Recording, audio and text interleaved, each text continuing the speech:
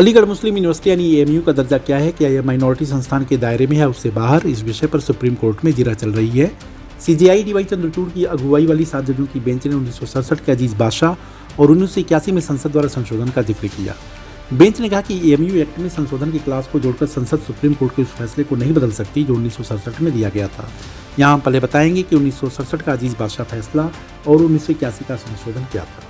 AMU के minority status को लेकर पहली बार स्पष्ट फैसला 1967 में आया।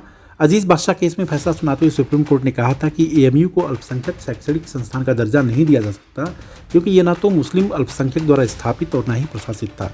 हालांकि इस विषय पर जब विरोध शुरू हुआ तो 1981 में केंद्र की तत्कालीन सरकार ने एएमयू एक्ट में संशोधन किया और अल्पसंख्यक दर्जे को बहाल रखा।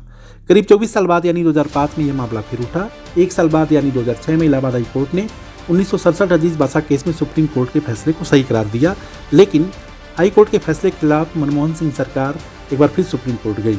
करीब 10 साल तक ये मामला चलता रहा और 2016 में नरेंद्र मोदी की अगुवाई वाली सरकार ने याचिका वापस ले ली।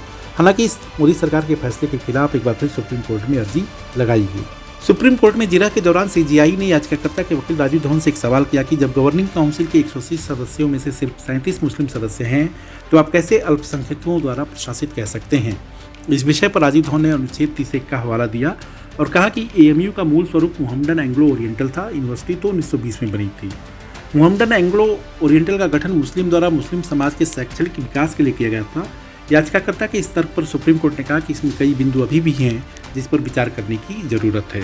आप चैनल को लाइक और सब्सक्राइब करें। देखते रहिए इंडिया अड्डा।